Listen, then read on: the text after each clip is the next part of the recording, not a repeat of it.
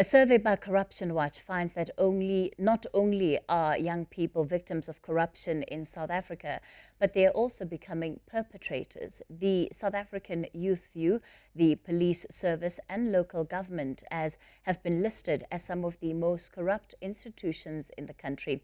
The survey also highlights the devastating impact of corruption on the lives of young people in South Africa and how some of their prospects have been affected by the pervasiveness of corruption. Joining us is Melusi Ngala, a primary researcher for the report from Corruption Watch, and Professor John Mubangizi, the Dean in the Faculty of Law at the University of the Free State. Good evening to you both, gentlemen, and thank you so much for your time tonight. Perhaps, Melusi, let me begin with you, and just so that you can give us a roundup of the survey. I think some of the findings are quite alarming, but what one really reads is that corruption has not just been normalized in our society, but in fact, there are many young people who certainly don't see anything wrong with it in some instances, but in others, it is the only way for them to access opportunity. Good evening, Kathy, and to the viewers as well. And yes, you are correct in one respect to say that corruption has become endemic in our society, but we also need to understand that the young people that were surveyed in this particular study principally say that they participate in corruption or intend on participating in corruption because they don't see any other alternative, and they are pushed by circumstances to actually be corrupt, to be corrupt themselves. So it's either they're looking for employment or they're looking for basic services, protection from the police. In all those areas, they are required to pay a bribe. In some instances, they are asked for sexual favors. Professor John, can we expect any different from young people who, as Melusi highlighted, are being frustrated by some of the circumstances that they're facing? When we look at what some of the examples are, it's when somebody's trying to get their driver's license and are being told they won't be able to. The report also found that people are also, getting involved in corrupt activities in order to access job opportunities. These are the kind of things that open doors for young people. Good evening, Kathy, and to your viewers. Unfortunately, Kathy, I haven't read the report of that survey, but I would agree entirely with what has been said. Corruption is extremely endemic in our society, and it affects all of us in the same way. Young people, old people, leaders, the led. So they are also affected, and mainly because corruption is endemic in our society. You will probably know that corruption is not new. It is. There are those who argue that corruption is as old as mankind, and therefore, when these young people are born into our society, they are born into corruption. And as you know, young people learn very quickly. They are very perceptive. They see what happens. And obviously, you cannot blame them for seeing their opportunities, going to waste or not being realized simply because corruption is taking their future away from them, Kathy. Melusi, I want to bring in another aspect of the study that was surveyed and which is quite concerning. And this is around the use of sexual favors. And when one looks at the female or even the gender non-conforming population, that they were 50% more likely to be asked for sexual favors in return for jobs, for extra marks, or whatever it is that the situation that one might find themselves in.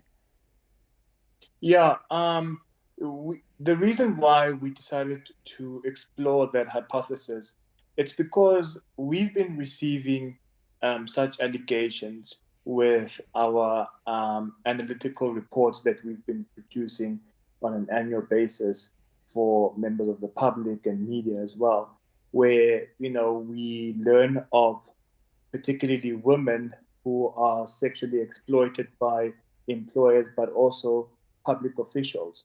So it was quite disheartening and sad to see that females were the ones, at least according to the study, that were subjected to this type of heinous treatment. But also we need to note that at least 51% of the respondents said that in relation to education, they don't see anything wrong with um, offering sexual favors to teachers so that they can get higher marks.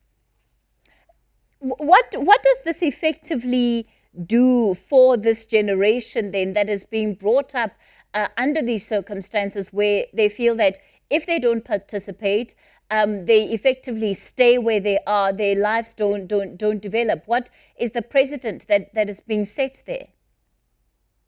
Well, I mean, it's the socioeconomics that we need to consider, because corruption needs to be dealt with holistically.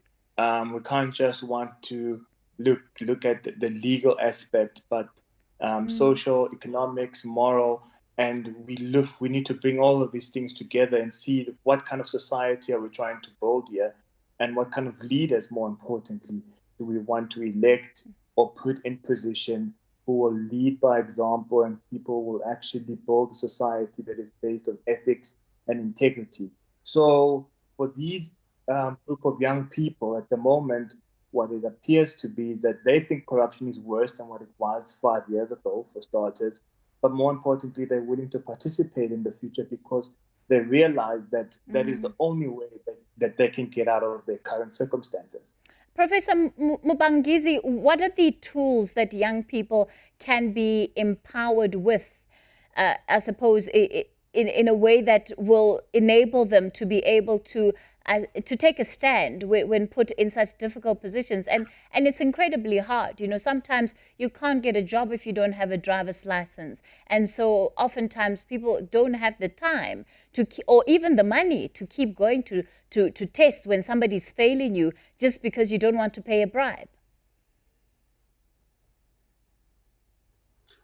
Well, Kathy, you know, the point that was made by my colleague there is extremely important. You know, we've got many evils in our society. We've got poverty, we've got unemployment, we've got gender-based violence, and so many evils. The problem with corruption is that it cuts across through all of them.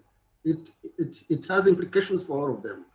And that's why the young people are affected by corruption, because these facets, all these ills and evils, affect them equally. Now, the problem is that the young people have got to, you know, to rely on the elder people like ourselves, but also to ensure that they get enough information. For example, the issue of public awareness, the issue of the role of law enforcement agencies, and also the fact that we see many people, many culprits of corruption getting away scot-free and not being punished.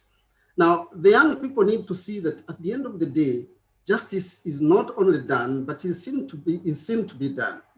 And therefore they can have confidence in the system, and therefore feel that they can, you know, they have a future ahead of them. All right. Let me thank you both for your time. Melusi Ngala from Corruption Watch and Professor John Mubangizi from the University of the Free State.